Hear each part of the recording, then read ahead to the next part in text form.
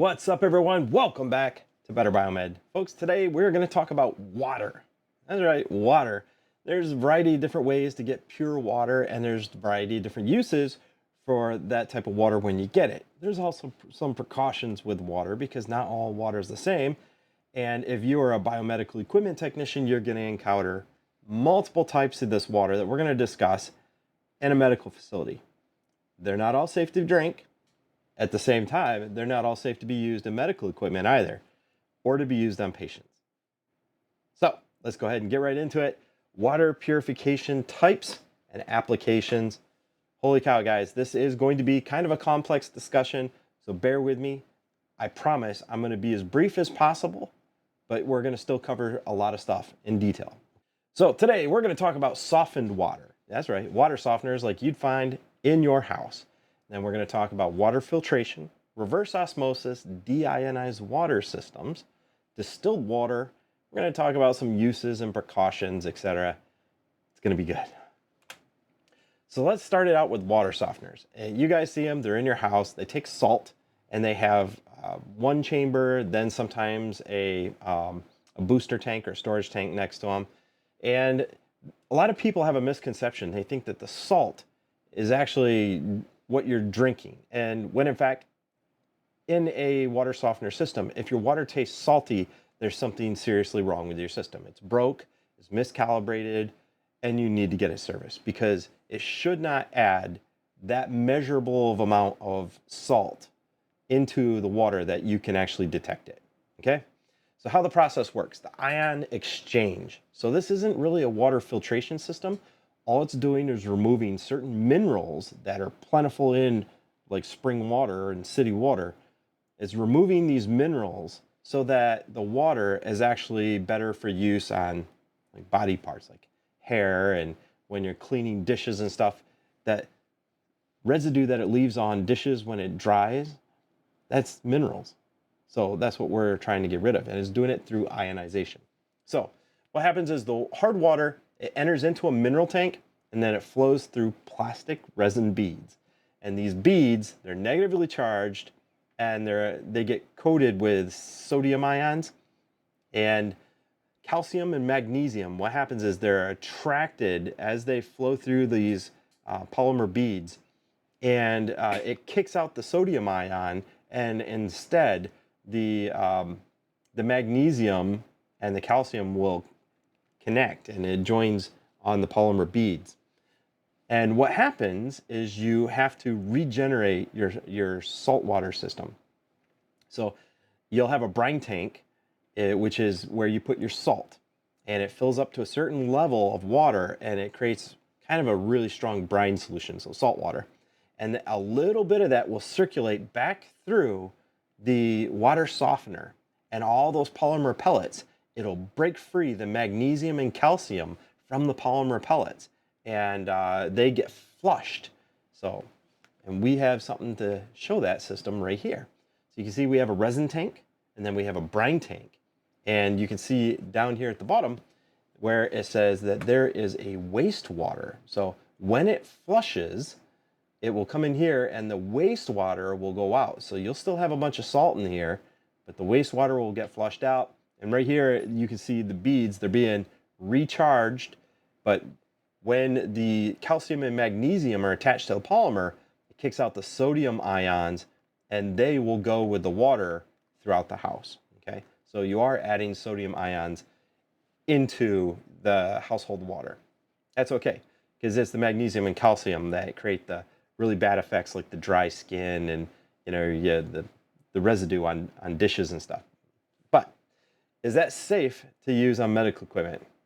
No, definitely not. In fact, it's not even that good to drink, to be honest. There are much better solutions out there for drinking water, but this is what they've done since the 1970s. It's water softeners, and they're found all throughout the country, and they are what they are. We got other systems that are better. Let's talk about those next. Filtered water. So you've probably seen the ads on TV for water, whole house filtration systems. And you'll even hear about like Culligan, and they have their own water filtration systems. Matter of fact, I've got one of their systems in my house. And The way it works is you have a series of filters, and the water goes through one, and then it goes to the next, and then it goes to the next, and then it goes to the next. The first filter is called your sediment filter. It's sometimes just string coiled around a plastic core. In fact, I've installed filters like that here in my house.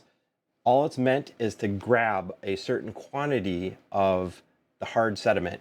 And it is the filter that is changed out most often, because depending on your water, it's going to get clogged up pretty quickly. And hopefully you will have a pressure gauge on the post filter. That way there you can see the incoming water pressure and the outgoing water pressure, and that difference tells you how dirty your filters are. So sediment filter is your first one. The second filter is activated carbon filter. Now, activated carbon, you see this all the time in water filtration systems. And what it is carbon. It's sometimes wood, sometimes it's coconut, etc.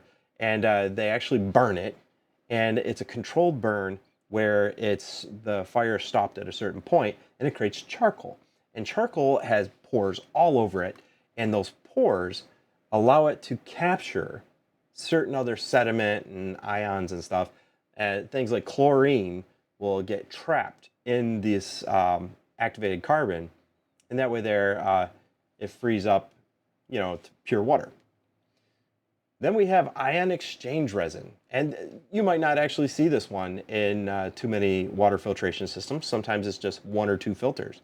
But if you have an ion exchange resin, it's going to be kind of like a fines filter. And then we have the superfines, which right here they call the UF, ultrafiltration membrane. I actually have this one in my house, and it allows for 0.02 micron and is hollow fiber tubes. And they're so tiny you can't even see through it. It looks like a straight membrane, but only the water molecules, which are absolutely tiny, can pass through. So, and some mineralization can pass through too. It's not total filtration. And then we have catalytic carbon. So often you will have a polishing filter, which is filters that are at the end of the water filtration process. So you'll have a fines and then a polishing filter. And the polishing filter is sometimes for taste. In this case, you can see here that they also have a KDF filter. So both of those, the catalytic carbon and the KDF filter, are going to be used as your polishing filters. So polishing means that it's creating the finished product. And the finished product is going to be as pure of a water as possible. The KDF, in fact, uses copper and zinc, and those produce ions into the water that help reduce bacteria growth. These type of filters here, if you don't have good quality water and if you don't maintain your filters, it can also affect these other filters further down the line badly. So sometimes you only have to change out the sediment filter and the rest ones are good. I have my house on a regular preventive maintenance schedule so that I change those filters out regularly, because my water here in Houston is not good. Water that is filtered is okay to drink. Actually, it's one of the better waters to drink. And it does leave minerals in the water, which your body needs. So here's a diagram of the filtered water system. This is a typical 3 to 4 stage water for a house setup. And you can see right here, number one, that is my sediment filter. And this one, that's the only time you're ever gonna see it white is when you install it, because it gets looking disgusting pretty quickly. This stops most of all the dirt and all the grit and the bacteria and stuff. It's gonna be stopped in number one. That's your primary filter. Activated carbon right here. This one here does help filter out the chlorine and stuff that passes through sediment filter. And then the specialty filter right here, you can see it's the KDF. And then we have a UV on this one here. And I've seen UV for things like millipore in laboratories and whatnot. Things where you have water, but it's not quite to the quality of reverse osmosis and ionization and stuff. You'll have UV, and that maintains a clean, bacteria-free water source. So if you don't have a lot of water usage, the UV really kind of helps out, because if the water becomes stagnant, bacteria and stuff can build up, and that UV helps kill those. The next one, reverse osmosis. This is one of my favorite water systems because this is one of the most pure water systems that you can get, and they're not that expensive. Step one, sediment filter. You're going to see a following trend. The filtration, the levels, the steps, they're going to be pretty similar. However, there's going to be some big differences further down the line. So sediment filter, same thing. It gets most of the elements out of the water. Those elements, by the way, are called TDS, or total dissolved solids.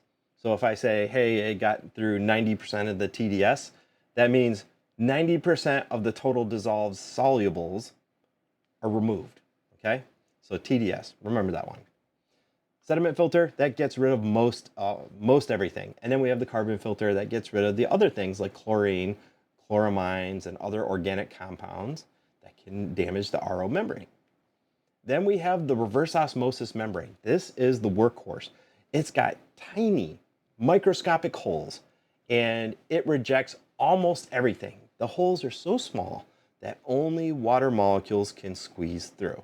Gas can also squeeze through because gas molecules are smaller than water molecules. However, almost everything, salts, fines, superfines, nitrates, they all get blocked by this reverse osmosis membrane. So the water is pretty much straight pure. Then we have a post filter, which is the polishing filter. We talked about those. That's going to be the same. And then we normally have a storage tank and optional stages. Now, why do you have a storage tank? The amount of water that is created by a reverse osmosis system is exceedingly tiny compared to a regular filtration system. So if you need to go through a lot of water, you're going to either have to install a larger RO system or you're going to have to use a water filtration system, right? So reverse osmosis versus a 4 or 5 stage water filter, it doesn't produce as much water, but it produces better, more pure water. This is what a typical household reverse osmosis system is. You can find these here for $250 to $500 all day long. They install right under your sink. In fact, I've got one in my house. It is phenomenal. And this thing has saved me so much money, it's not even funny. Why don't everybody have these? I don't know. It's hard to say. It is a regular product that you're going to have to maintain, which means you have to put it on a periodic maintenance schedule because you need to change out these filters regularly. It does cost money to operate. However, you get fresh, straight, clean water. No matter what your water is like in your city or your backcountry, this produces straight, pure water. Now, you see this red line right here. This also produces wastewater. It's very important that you understand that reverse osmosis, that membrane, this membrane that's right here up at the top, it does get dirty because it's blocking most everything, right? So what happens is there's a constant trickle of water that comes out of this system that gets rid of all those contaminants. Because if you are removing 99.9% of all TDS, total dissolved solubles, then those have to go somewhere, right? Because otherwise they will contaminate that filter very quickly. So what happens is there's a purge where it squirts water across that membrane and it ejects those solubles down the drain. So there's always a drainage going on. So it does waste some water. As a matter of fact, it wastes quite a bit of water. However, it does produce good water.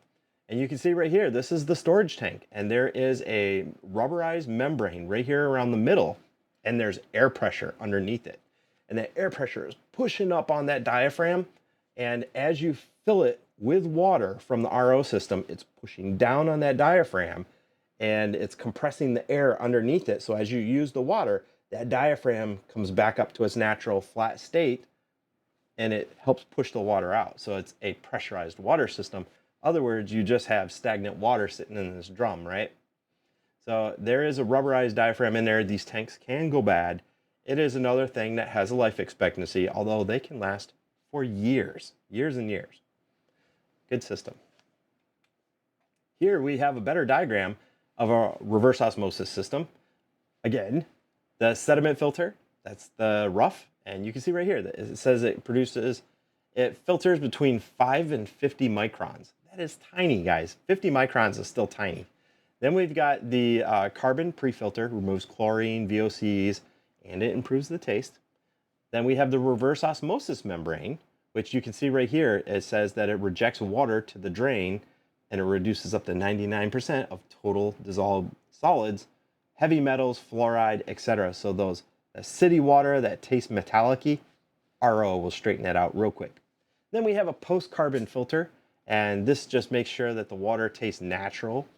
And then we have the storage tank. And if you have a faucet like this sitting up by your regular water faucet, this guy here is going to be for drinking water or for cooking water. But you're going to see a little faucet like this above your countertop. Now this tank right here is typically only about 5 gallons. There are some larger ones, but typically in household systems, they're about 5 gallons. Now there are RO systems for medical facilities that are huge. They're absolutely huge, but be aware, they do require periodic maintenance. They waste water, but they don't consume electrical energy. They're kind of a passive system. It uses water pressure to push a piston back and forth, which squeezes water through this membrane. So there'll be a piston that goes like back and forth, squeezes water through this membrane, and that is what fills up this tank right here. So that's RO water. It's really good for drinking. It's almost pure water. They can use it in laboratories and stuff. Not the purest of water that you can get, because for laboratories and certain research facilities, they have to have super pure water, and that's why we come to a different system that we're going to talk about right now. DeIonized water. You're going to see that we have a pre-filtration and pre-treatment, the sedimentary filter, and they also might have some deionizing resins. Again, going back to like the water softener system that we talked about, there are resins that can strip the ions out of the water that have to be flushed out with like salt water or something later, but they strip those ions out. And we have several stages here that are perfect for just that. So we have a cation exchange. We have a reverse osmosis stage. Not all systems have a reverse osmosis stage, by the way. Be aware of that, okay? And another thing that you'll see with deionized water is you will see a meter near the entrance and especially near the exit that is measured in ohms as your resistivity meter. And because a truly neutral water that has no ions should not conduct any electricity whatsoever. So you'll have a resistivity meter or a conductivity meter near the exit, especially, sometimes near the entrance too, so you can measure the difference and see the efficacy of your water filtration system, but especially near the exit. And that little meter tells you everything you need to know about the quality of that water, okay? So we have a reverse osmosis that is optional. It's pretty common though. Then we have a cation exchange where the water flows through a resin bed. It swaps positively charged impurities like calcium, magnesium, sodium with hydrogen ions. And then we have an anion exchange where the water passes through an anion resin bed where it swaps the negatively charged impurities like chloride, sulfate, nitrates with hydroxide ions. And then we have a finished polished mixing bed. So finishing filters, they achieve the highest purity. And from there, it goes to the laboratory or wherever else it's going to be used. So deionized water is one of the most expensive systems out of this entire group because it incorporates a little bit of everything that we've talked about thus far. You'll see these especially in laboratories, sometimes in super sterile environments where they need ultra pure water, research facilities, stuff like that. You're going to see deionized water systems. And here's what it looks like. If these charts look very similar, that's because they all share very similar traits.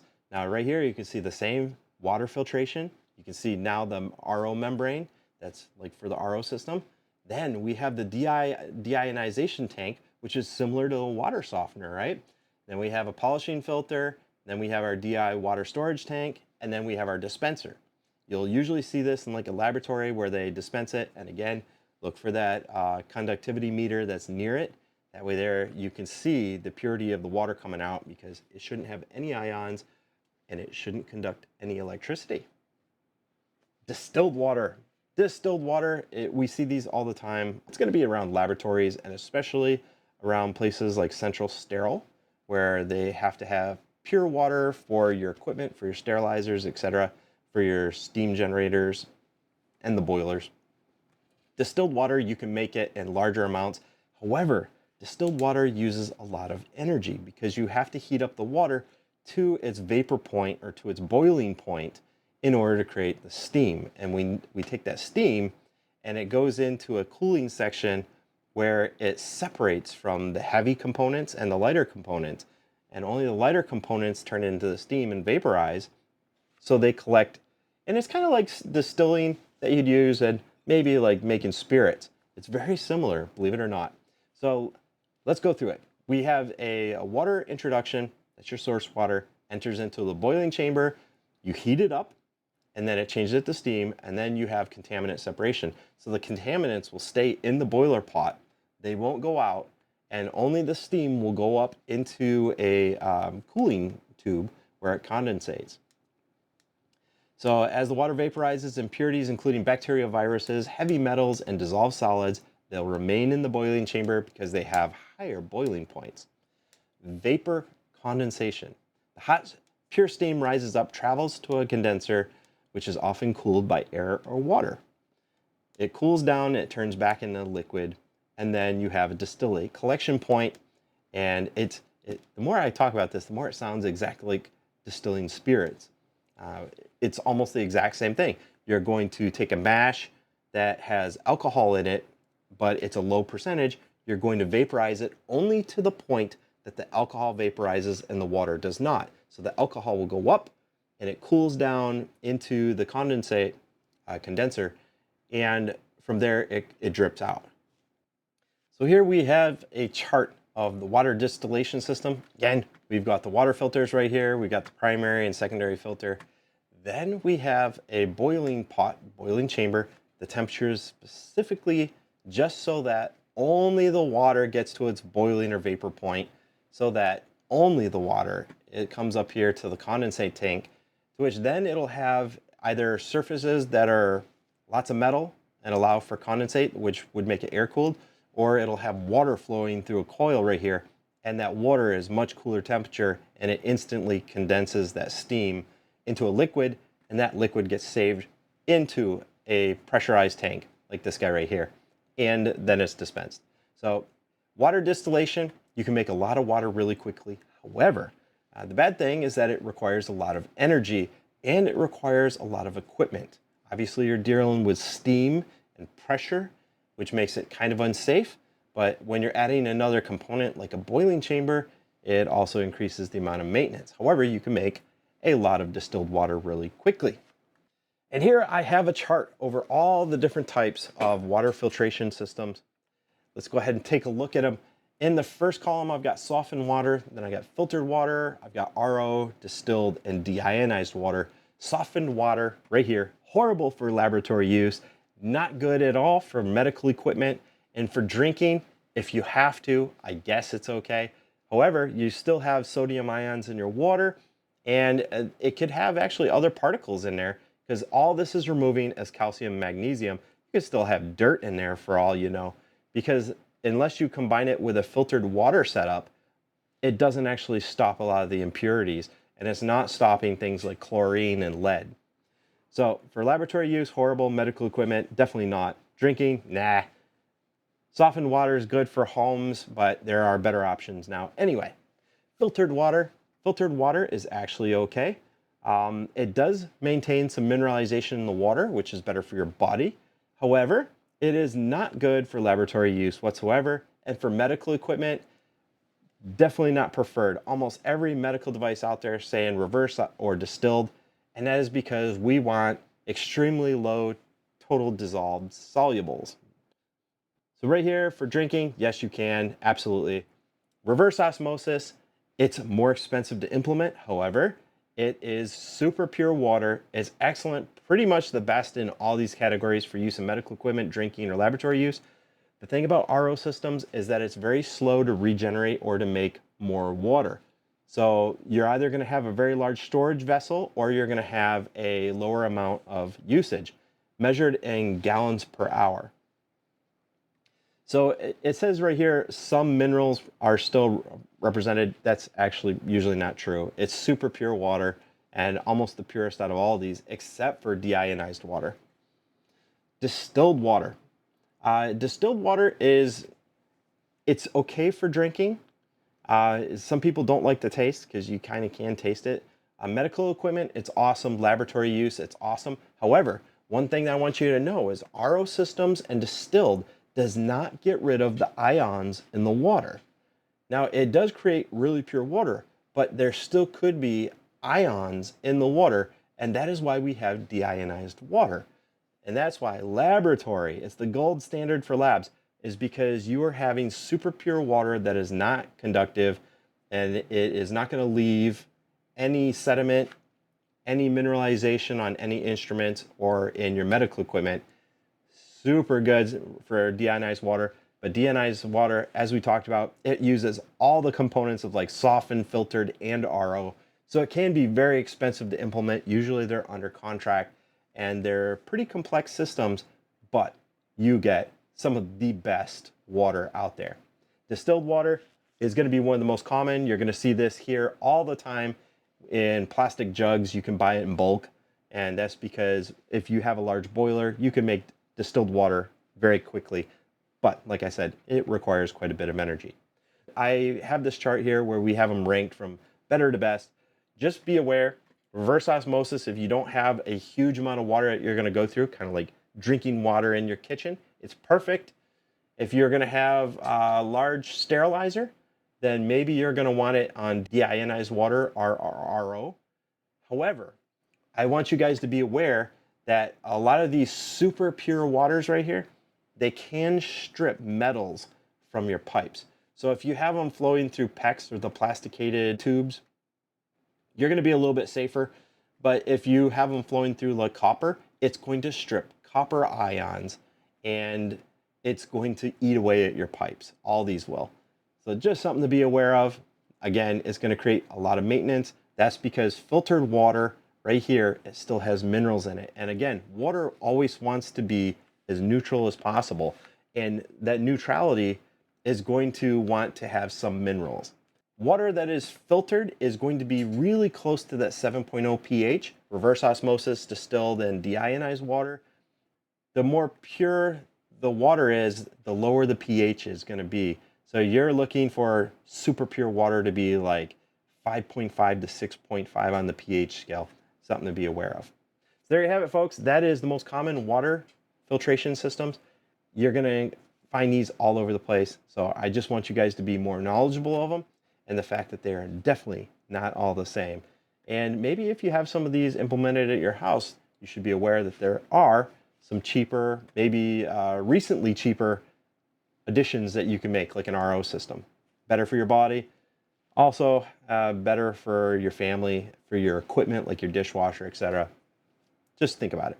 So thanks for watching, guys. Hope you enjoyed this video.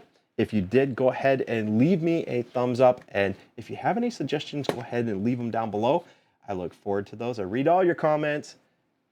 I'll see you guys on the next video.